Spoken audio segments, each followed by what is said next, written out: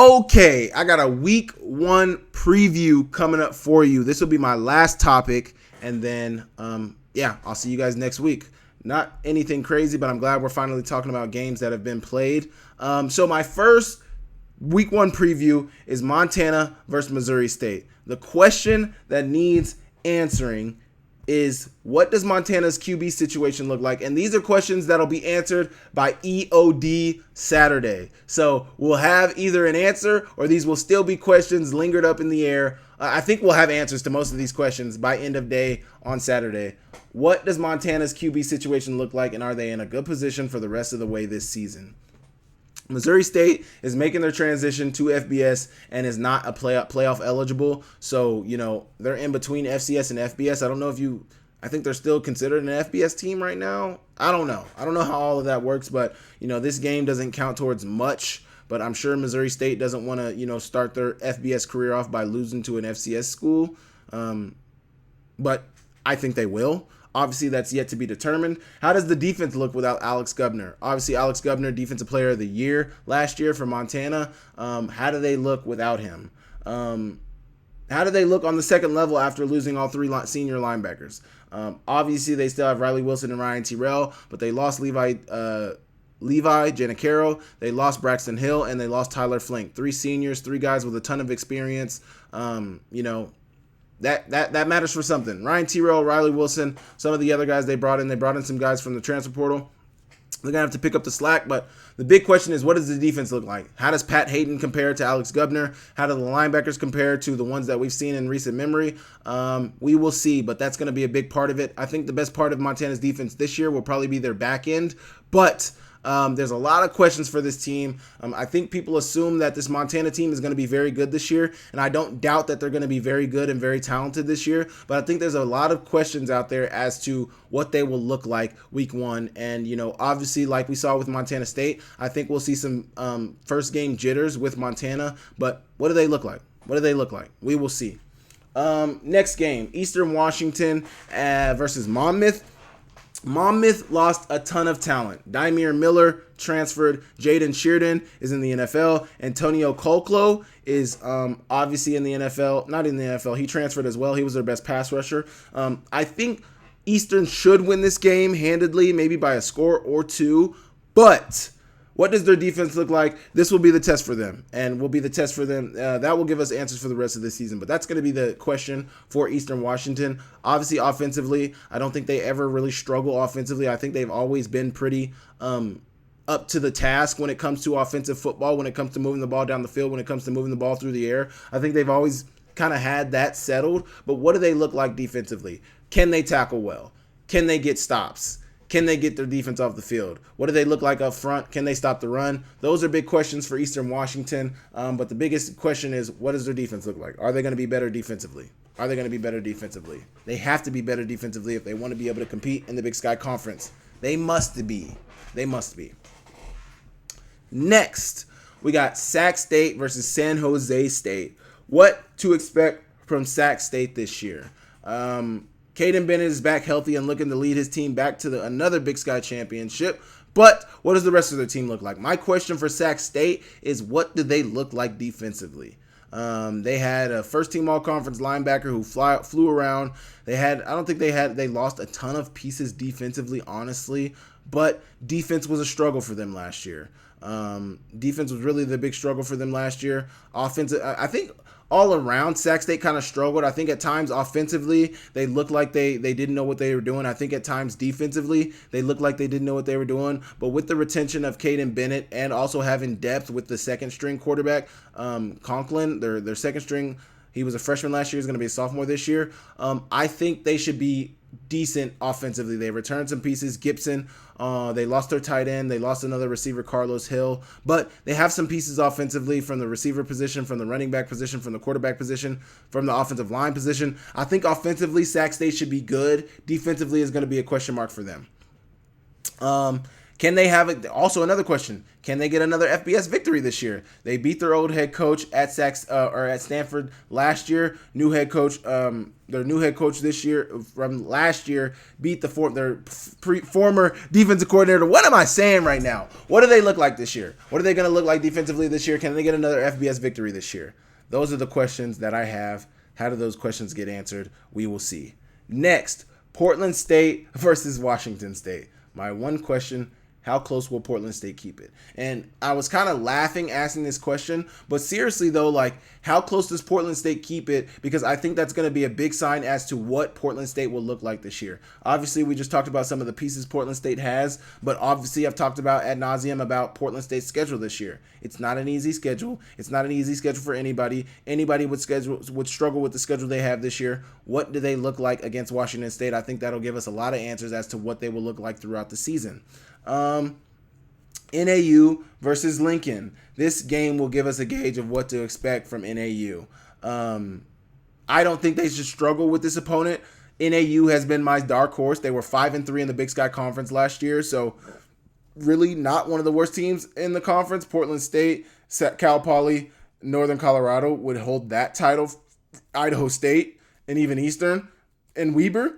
Some of the worst teams in the conference. NAU, not so much down there. They're playing an independent. Lincoln is an independent traveling team, so I don't even know what that means. Like, I tried to figure out what division they played in. I don't know if they're D3. I don't know if they're NAIA. I don't know if they're D2. I don't even know if they're FCS. It's an independent traveling team, so they travel around. They play who they can. Maybe they're trying to decide. Maybe being an independent traveling team is a way of, like, gauging where you're going to land, like, who you can compete with, play some D2 teams, play some D3 teams, play some FCS teams, see where you land at. I don't think they've had football at their school for that long. I think they started football at 2021. So what do they look like? At L&M Fine Jewelry, we hand select our diamonds to give you the very best prices possible. Monty knows a great deal when he finds one. Find your great deal at L&M Fine Jewelry. Your diamond destination. You should handle them, I think. If Lincoln handles them, I think we're having a different discussion. They're a North Oakland football team, so we will see. We will see. Next, you got UC Davis and Cal. What does UC Davis look like against Cal? Cal is an ACC opponent. They were one of the worst Pac-12 teams year in and year out, but they're playing UC Davis. Obviously, I just talked about Landon Larson. I think he needs to have a good game to show scouts what he's capable of from a competitive standpoint. You know, obviously you play good against FCS opponents, but they want to see you play good against FBS opponents. So I think that's going to be a big barometer of that. But you got UC Davis and Cal. Yeah, man. What do they look like? I think UC Davis can be one of the top teams in the Big Sky Conference this year. I don't think you have to beat Cal to prove that. I think you do need to be a certain level of competitive against Cal to prove that, but we will see. You got Idaho State and Oregon State. Obviously, Giovanni McCoy, former quarterback from Idaho, is at Idaho State, so maybe he still has some of that animosity from his Idaho days to beat Idaho State. I don't think they should struggle beating Idaho State, but what does Idaho State look like defensively? Obviously, Oregon State's probably going to be a pretty decent opponent to test that against, but the front seven is going to be a big hurt for Idaho State. Oregon State's probably going to bully them up front on both sides of the ball. But defensively, what do you look like? Idaho State has usually been one of the better offensive teams too, similar to how Eastern Washington is. Usually can move the ball, usually can put points up for the most part, but their defenses are usually lackluster, not great, but they usually have great weapons on the outside. They have great weapons again on the outside this year. Christian Fredrickson being one of them. Their quarterback position, Jordan Cook, a young player who can sling it around, but had almost as many interceptions as he did touchdowns last year. So I think for Idaho State, just look clean. Just look clean. You know, I don't know. It's hard to tell with the Oregon State matchup. It's hard to tell, but you know, we will see. Northern Colorado versus Incarnate Word. I think Incarnate Word should win this game pretty handedly, but for Northern Colorado, the question is, can you keep it close? You know, I didn't even know. I found out a couple years ago that, you know, some of the coaches at Northern Colorado, when they had Ed McCaffrey, were taking off on Thursdays, you know, weren't even showing up to practice on Thursdays. during the season and expecting to go out there and win games. I mean, I'm no head coach. I've never been a head coach, but I know how winning football is played, and that is not it. And I feel bad for some of those players because it seems like their coaches weren't even giving their all. But for Northern Colorado, can you keep it close? Can you win this game? I mean, this will be a big barometer to see if you've taken a step forward at all. I have a lot of friends close to me that don't think Idaho or Northern Colorado is even worth being a FCS team, not even worth being in the Big Sky Conference. So how do you disprove that? How do you show us that you deserve otherwise? Show us. Idaho at Oregon. Once again, another bad barometer. I think we should wait till week 2 to really get a good gauge of them. I think Oregon's probably going to be one of the best teams in the country this year, regardless of division. So that's tough from Idaho's standpoint. But, they're on your schedule. So how do you compete against them? How do you show up? What do you guys look like? Are you guys able to operate your offense cleanly? Defensively, what do you guys look like? I think more than anything, can you guys keep it close? We played Oregon in 2019, and we lost 33-3, so we only put up 3 points. But for them only to put up 33 points, I think was really good sign of our defense. And that year, our defense ended up being pretty dang good. How close can you keep it? That's really what it comes down to with some of these FBS opponents. How close can you keep it? Cal Poly San Diego. Cal Poly should win this. I mean, I think that's going to be one of the better games being played in the Big Sky Conference. San Diego playing in that Pioneer Conference, they haven't usually been one of the better teams. They're a non-conference. They're a non-scholarship school, so, it's hard to recruit to schools like that. It's hard to get really good talent there. Cal Poly being a scholarship school, Cal Poly playing in the Big Sky Conference, I think they should win that game. I think it's going to be a closer game, but I think if Cal Poly can really roll those guys, I think that says something about Cal Poly. So that's a game that I'm interested in seeing what the outcome is. But for Cal Poly, can you win that game? In what fashion can you win that game?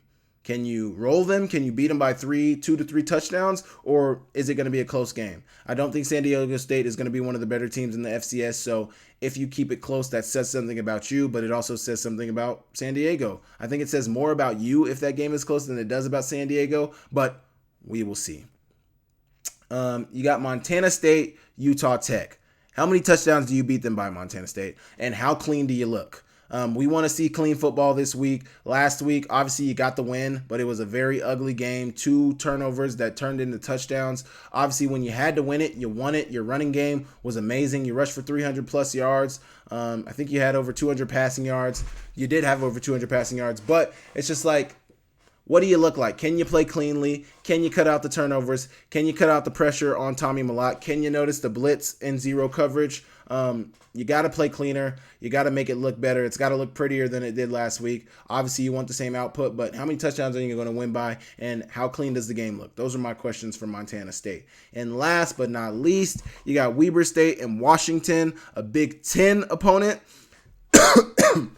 I would be interested to know when the last time a Big Sky team played a Big Ten opponent. Obviously, Washington is in the Pacific Northwest, where most of the Big Sky Conference is, so that's that. But for Weber State, the question is just like the same one for Idaho. How close can you keep it? How do you guys look up front? Not even how do you guys look up front, because I don't think that's a good gauge against Washington, who just played in the national championship last year. So the biggest question for Weber State is how close can you keep it? How close can you keep it? Can you keep it within 3 touchdowns?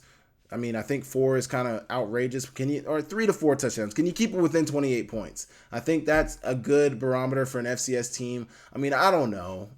Can you keep it closer than that? I think Weber State could be decent this year. They have a quarterback returning, Richard Munoz, but they lost some pieces as well. They lost Abraham Williams to the transfer portal. So what do you guys look like? What does your defense look like? What does your offense look like? How clean are you guys running your offense? I mean, it's hard to judge with some of these games. Right now, Washington is a 27.5-point favorite. So, take that for what it is. But we will see. We will definitely see. You guys let me know what you guys think about some of these week 1 matchups.